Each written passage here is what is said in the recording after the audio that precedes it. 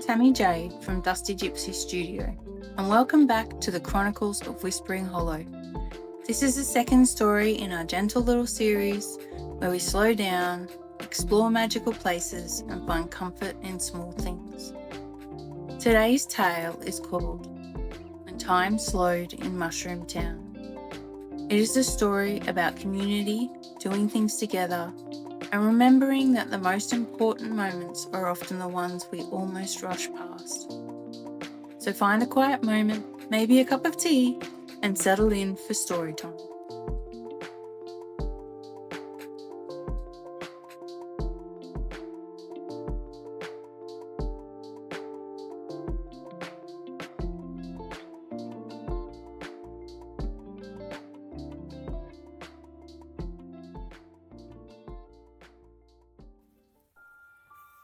The sun rose quietly over the town, gently waking its inhabitants with warm rays and creeping golden light. The flowers drooped under the weight of dewdrops, casting tiny rainbows for the finches to dance through.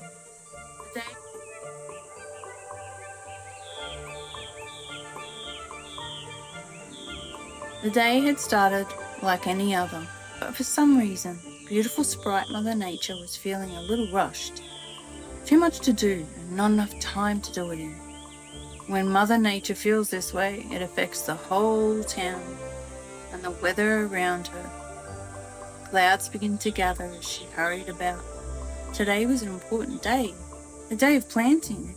Things needed to be done just so. Everyone was helping, but Mushroom Town was rushing.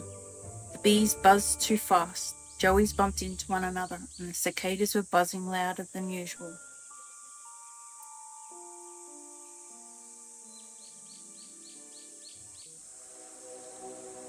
Deep within the old ghost gun, Father Time slowly opened one golden eye.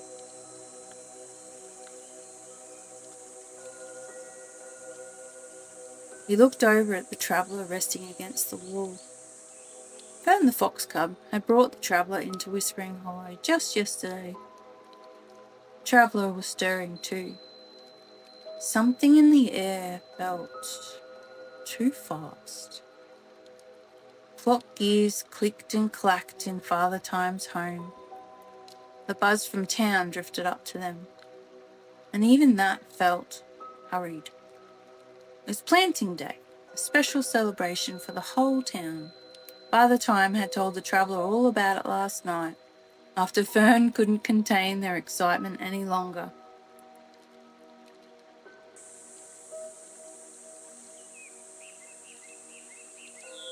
Everyone had a job to do, so why did the warm morning feel like it was rushing past?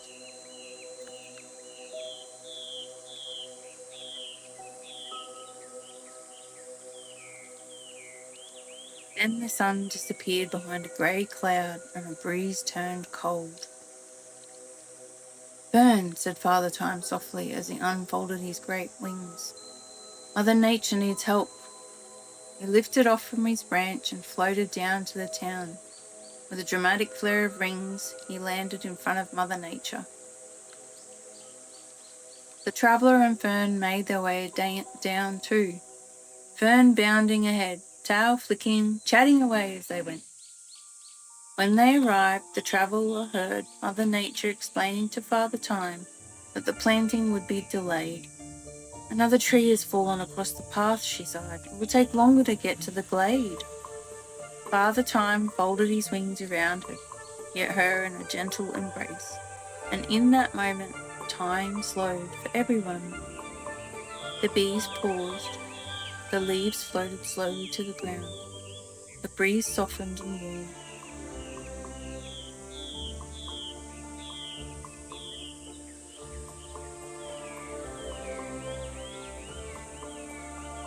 A hush fell over the town like mist.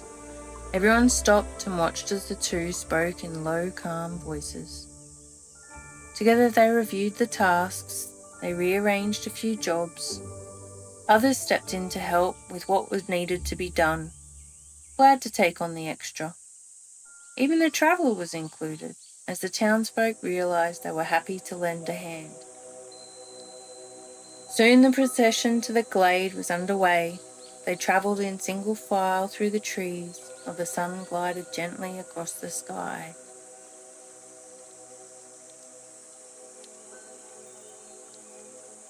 And they arrived at the glade with plenty of time to spare. That's when they noticed the light of the glowbugs, the song of the cicadas, the way the sun coloured the leaves of the forest canopy around them.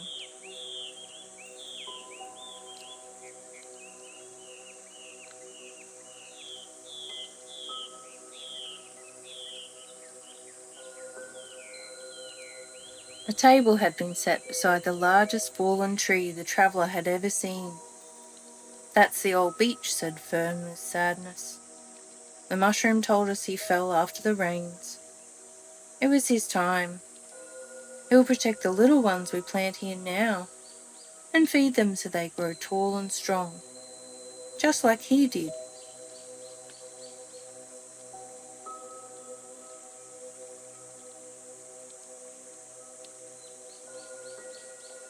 The town witch Abigail brought out a flute and played a slow, lilting tune.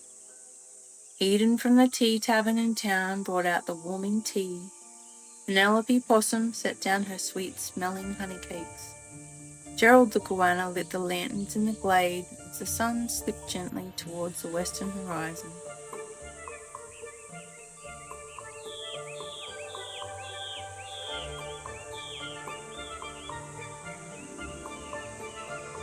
"We nearly forgot," whispered King the Kookaburra softly. "We nearly forgot to enjoy the preparation." Kai the koala nodded. "It's okay. We'll make the most of it now." Mother Nature smiled and sent her sprites fluttering through the trees. They collected dew from the flowers and seeds that had been drifting on the breeze. In the clearing, Edna the echidna dug the holes. Each townsperson planted a seed. The traveller was given a seedling to plant at the base of the old birch. The sprites watered each one with dewdrops, one by one. Ash, the golden orb spider, weaved a silken thread around each hole to help protect each seed and seedling from any winds.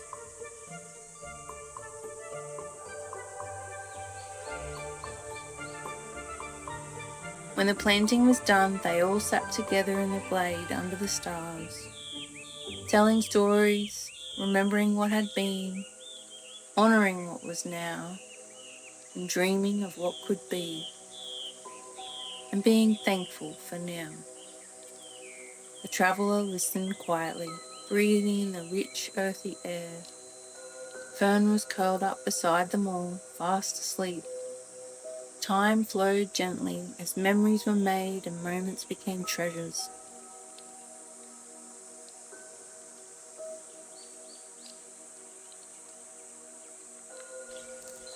Everyone was present.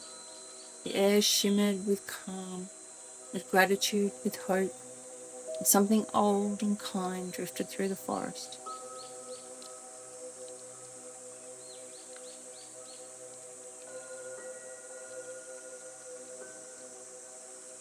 And if you slow yourself down, breathe deep and long, and listen just right, you might hear the tick of time slowing, just for you, for this moment.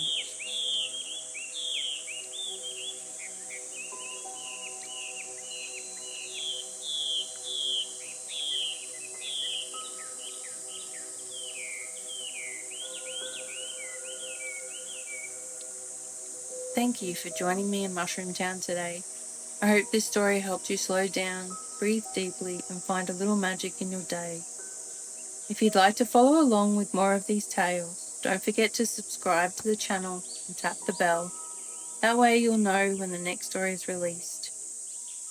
And if you'd like to colour along or explore more of this world through art, you'll find links in the description below to printable pages, books and more.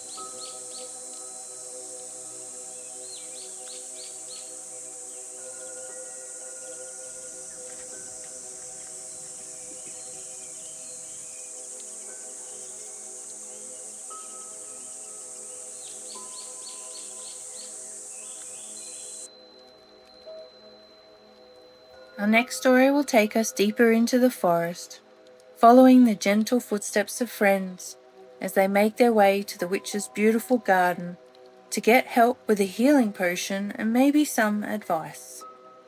Until then, stay curious, stay gentle, and may time slow just enough for you to notice the beauty in your day. See you next time.